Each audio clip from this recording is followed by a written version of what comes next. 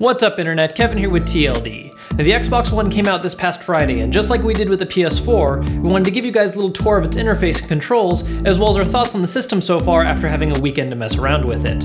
Now one thing Microsoft really wanted to stress about this system is the fact that it is meant to be a multimedia device rather than just simply a gaming console. How well does it accomplish this goal? Let's find out. So, the new Xbox One home interface is basically the console version of Windows 8, and can always be reached by pressing the Xbox button. The main home screen is condensed into three main parts. To the far left, we have the Pins section where you can customize a list of favorite apps for easy access. In the middle, we have the main home screen, which includes the option to look at your profile info, currently running application, and a list of most recently used apps. This is also where you can select snap options, which we'll talk about in a bit. On the far right, we have the store, whose main page directs you to one of four subsections, looking at games, movies, music, or other apps to download like media streaming services. You'll notice that settings is no longer a part of the home screen like it was on the 360, and is now only accessible from the menu button. Now while at first glance a lot of this looks very similar to the 360's dashboard design, a lot of it is organized very differently, which does take some getting used to, especially when you want to browse games in the store. The pin section is great because it lets you customize your options, though it's a bit odd that this feature is disabled when you're offline, even when you're logged into an account that you've set them up on. Overall, the setup is actually really good and handy once you've taken the time to set it up and customize, but it's definitely not as user-friendly at first glance and not nearly as intuitive as some of the older layouts. Now, as far as additional services go on the console outside of just gaming, there's a lot of familiar faces as well as some new ones, including Netflix, Hulu+, Internet Explorer, and Skype.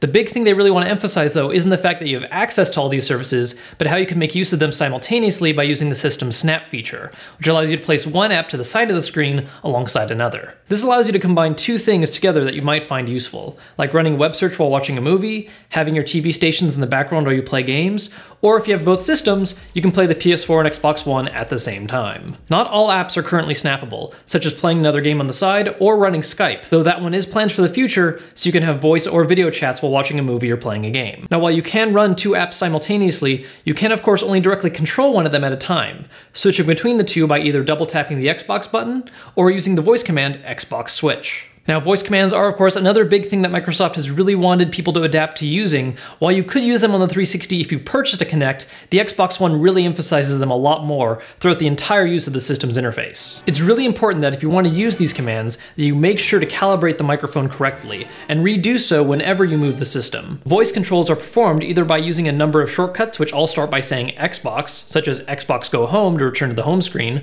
or by saying out loud highlighted on-screen keywords like what movie to watch on Netflix. And you definitely need to make sure that you speak loud and clearly to your Xbox when you want to issue a command, as well as not have that much background noise which can interrupt what you're saying and cause the Xbox to mishear you. You also need to make sure to know exactly what you want to say before opening mic controls, because a lot of times the system stops listening a lot sooner than you think it would. Not all of these voice commands are exactly intuitive, but once you spend enough time messing with them, you can navigate your system pretty easily without using a controller. Just like with the 360, Xbox One games can also have special in-game voice commands for special abilities or situations, such as yelling "over here" in Dead Rising 3 to attract zombies' attention.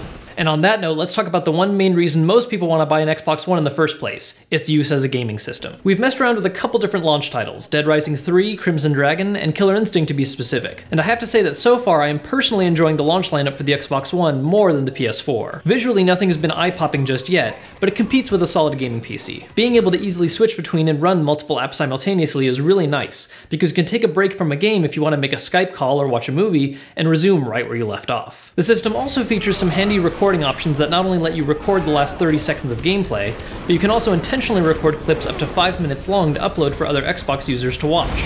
And eventually you can stream through Twitch as well. The controller is a solid step up from the 360. Triggers are just the right length, controller has a good heft to it, grips are comfy. My only real complaint is once again the bane of all Xbox controllers it seems, the D-pad. While this one is a step up from the default 360 design, I actually like it less than the later 360 controllers that had the adjustable D-pad height. This one is really shallow and just doesn't feel comfortable in games where you might want to use the D-pad more than the stick, particularly fighting games like Killer Instinct, where I really noticed it while trying to do circle commands. Overall, the Xbox One achieves its goal of being a multimedia device. The ability to run multiple apps at once and snap them together is really useful, whether you want to listen to music while playing a game, or have a Skype conversation while having a movie on the side. Personally, I'm not a huge fan of the system's interface. It gets the job done, but it's not nearly as intuitive as past designs, and watching a lot of the system's tutorials is basically required if you really want to get a handle on properly using voice commands and special features like snapping. All that said, it still does a great job for gaming, offering a better controller, a decent launch lineup, and handy additional functions like recording gameplay or running useful apps on the side. Well, that's just some of our early on thoughts on the Xbox One after having played it this past weekend. If what you saw makes you want to grab one for yourself, check out the link in the description for pricing and availability. While you're down there, if you found this video useful, make sure to hit that like button to let us know because we really appreciate it. If you're not a subscriber yet, then make sure to become one because we have more PS4 and Xbox One coverage on the way, including our comprehensive comparison of both systems. Until then, I'm Kevin, you've been watching TLD, and we'll see you next time.